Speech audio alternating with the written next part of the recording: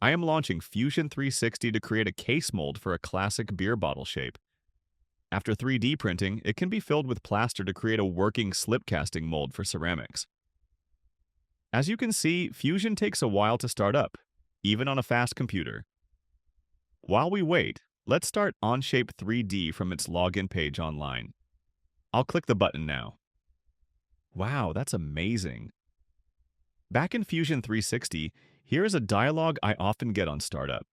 It costs about $750 per year and I can only use it on one computer at a time. These things have really been testing my romance with this software lately. Let's get started. I'll make sure I am in the solid workspace.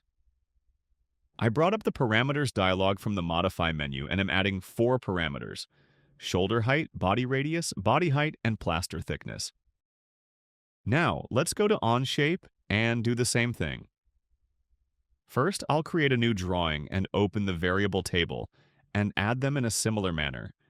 It is more convenient here to enter the names first and then the values. OnShape also makes it easy to create variables while dimensioning. We can learn that later. Create a sketch on the YZ plane. Start a line from the origin, go left a little, type 13.5, and press the Enter key while keeping the line horizontal. Notice Fusion has constrained it horizontal by inference. Go down about twice that distance and outward a little. Click and then press the Escape key. Hide the data panel and zoom in if needed. Use the Dimension tool from the Create menu to dimension the bottom point from the origin, 15 millimeters left and 36 millimeters down. Finally, move the dimensions out of the way. Now, let's do the same in OnShape. I'll hide the front and top planes and make a sketch on the right plane. I'll rotate the view cube using the right mouse button, then click on that face. Using the line tool, I'll draw 2 line segments from the origin as before. This works a little different than Fusion. I click, then enter the number 13.5, then press the Enter key. I'll click again and press Escape to finish, because I don't know the linear length. Using the Dimension tool, I'll set the bottom point 15 millimeters left of the origin and 36 millimeters vertically down. Like before, I'll move them out of the way. In Fusion 360, I finished the sketch after the last step, so now I'll find it in the browser and edit it again. I'll zoom out and then draw lines for the body vertical and base. It wants to constrain them to vertical and horizontal, so I'll follow its lead. And then finish at the origin to form the center line. Then, I'll constrain that center line to vertical. Next, I am going to use the Point tool and create a point a little down and to the right of the bottom of the neck. Finally, I'll round that bottom corner using the Fillet tool. I'll click on it, type 6, and press Enter. I am back in OnShape the next day. I had to sign back in and open this drawing. Next, I'll right-click the sketch and choose Edit, then hide the right plane. Then draw lines for the body vertical and base. And finish at the origin to form the center line. Then I'll constrain them to vertical or horizontal, since that was not inferred while I was drawing. Next, I am going to use the Point tool and create a point a little down and to the right of the bottom of the neck. Finally, I'll round that bottom corner using the Fillet tool. I'll click on it, then off it, then type 6 and press Enter. Now, let's do some dimensioning, starting in Fusion 360. First, the point, 5 millimeters down from the neck bottom and 12.5 millimeters in from center. In each case, I use the dimensioning tool, clicking on the items, type the amount, and press the Enter key. Next, the shoulder height, using the parameter already created. For these, I begin typing part of the parameter name and press Enter twice when it is the only one left in the list. Next, the body radius, again using its parameter. But first, notice I can press the Escape key and move the bottom down. This is possible because that part is blue, meaning it is not yet defined. The D key then restores the Dimension tool. Then I'll dimension the body height, doing the same. In each case, the existing constraints enable choosing points, lines or both. Finally, I'll connect the neck and shoulder through the point using a spline, finishing with a double click on the lower point. And then tangent both ends manually, Let's switch to OnShape and do the same. D is also the shortcut for the dimensioning tool. Let's dimension the point 5 millimeters down from the neck bottom and 12.5 millimeters in from center. Like Fusion, I click on the items, being careful not to move while doing so, then type the amount and press the Enter key. Next, the shoulder height, using the parameter already created. For parameters, the procedure is the same as Fusion. OnShape uses the same blue color to signal this part is undefined. As before, I can press the Escape key and move the bottom down, then set the body radius using its parameter. Then I'll dimension the body height, doing the same. In each case, the existing constraints enable choosing points, lines, or both when dimensioning. Finally, I'll connect the neck and shoulder through the point using a spline, finishing with a double click on the lower point, and then tangent both ends manually. Back in Fusion, I'll add a natch hole, 13.5 millimeters in diameter, and then fine-tune the shoulder contour by dragging the handle that controls the curve. Then I'll use the line tool to start drawing the inner mold wall, starting at the bottom center line. I'll use the plaster thickness parameter to set the distance of the base from the bottom of the bottle. I'll let it infer the horizontal base vertical wall and then angle up toward the top and join at its corner. Then I'll set that top line horizontal. To finish, I'll bevel the bottom corner by 20 millimeters. And then constrain the shoulder points of the bottle and mold horizontal to each other. Let's do the same in OnShape.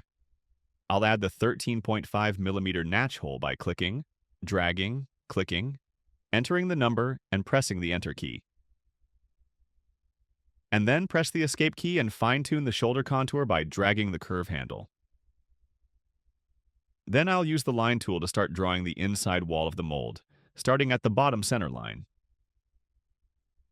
I'll let it infer the horizontal base and vertical walls and then angle up toward the top and join at its corner. Then I'll set that top line horizontal. Next, I'll use the dimension tool to set the distance of the base from the bottom of the bottle to the plaster thickness parameter. To finish, I'll bevel the bottom corner by 20 millimeters. And then constrain the shoulder points of the bottle and mold horizontal to each other. Back in Fusion 360, I am dimensioning the gap between the sidewall of the mold and the bottle to the plaster thickness parameter, and then the width of the top edge against the neck to 25 millimeters. Now I'll reposition the natch. Next, we need to draw the containment wall of the mold. Let's do that by offsetting the outer edge, all the way around, outward by 0.8 millimeters. We'll finish by closing in the two ends, being sure they are vertical. At the bottom, there is a little piece I need to remove. I'll do that using the scissor tool. Finally, I'll finish the sketch.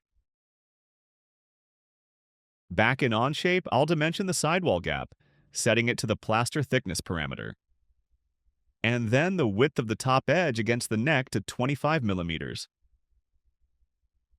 And I'll reposition the natch. To draw the containment wall of the mold, I'll use the offset tool also. I'll select the chain of lines all around the outside, move to offset outward, press the Enter key, then type in 0.8 millimeters. We'll finish by closing in the two ends, being sure they are vertical. Finally, I'll finish the sketch. Back in Fusion, I'll pick the Extrude tool. I'll select everything except the natch hole. I'll type -0.8 and press the Enter key. The sketch has been turned off. I'll turn it back on. This time, I'll enter parameters: body radius plus plaster thickness. I'll check to make sure the join operation is set and then confirm. Finally, I'll use the revolve tool to revolve the bottle by 90 degrees around the center axis, again using the join operation. Back in OnShape, I'll pick the Extrude tool and the Extrude dialog will appear.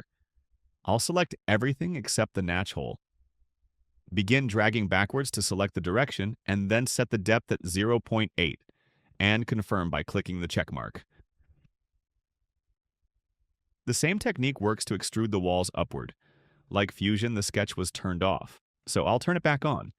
This time, instead of entering a number, I'll enter parameters into the depth field.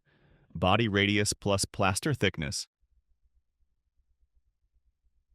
I'll check to make sure the add operation is set, so this combines with the base already extruded, and then confirm.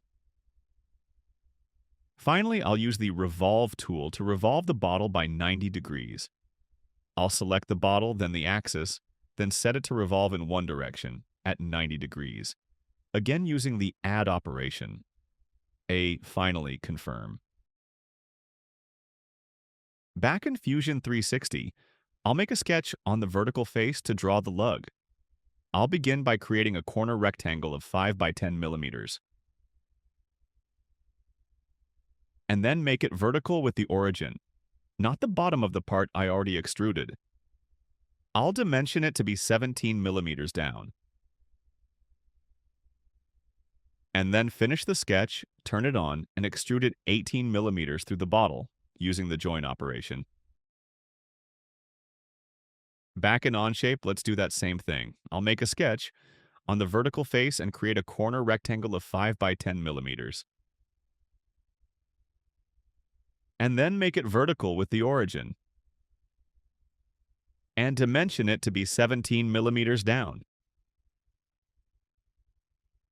And then finish the sketch and extrude it 18 millimeters through the bottle using the add operation. In Fusion 360, I'll choose the draft tool and then select top face of the lug as the pull direction. It then wants me to select the draft faces. I'll choose all three. Next, I'll set the angle at 30 degrees and finish. Finally, I'll choose the fillet tool, then select the 8 concave and convex corners, set it to 2 millimeters, and finish.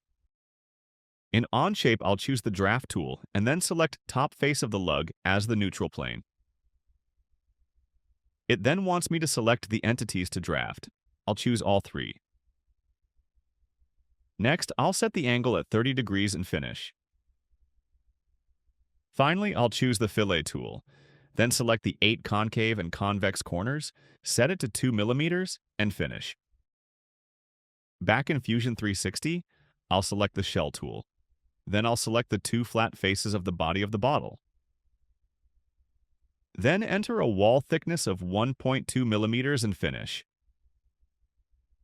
Next, I'll choose the mirror tool and then select the mold. I'll tell it I want to set the mirror plane and do it. Finally, I'll make sure the join operation is set and then finish. In OnShape, I'll choose the shell tool. Then I'll select the 2 flat faces. Then enter a wall thickness of 1.2 millimeters and finish. Next, I'll choose the mirror tool and then select the mold, and then the mirror plane. Finally, I'll make sure the add operation is set and then finish. Back in Fusion 360, I noticed that I forgot to chamfer the inside bottom perimeter. To do that, I will first roll the timeline marker back one step. Then choose the chamfer tool, select the inside corners but not the top. I'll set it at 4 millimeters and finish. When I move the timeline marker back to the end, the mirrored half will also have the chamfer. Lastly, I'll edit the first sketch and move the hole a little. When I save it, that change will ripple all the way to the last step. In OnShape, I'll do the same. I'll roll the timeline marker by right-clicking on the previous step. Then choose the chamfer tool, select the inside corners. I'll set it at 4 millimeters and finish. Then I'll roll back to the end. Lastly, I'll edit the first sketch and move the hole a little and save. Like Fusion, the change ripples all the way to the last step. Now, let's admire what we just made. In Fusion 360, I'll choose the perspective camera and rotate the drawing. Let's do the same in OnShape. Here, I'll choose the isometric view. I hope you are as amazed as I am that such a complex drawing can be done in so few simple steps.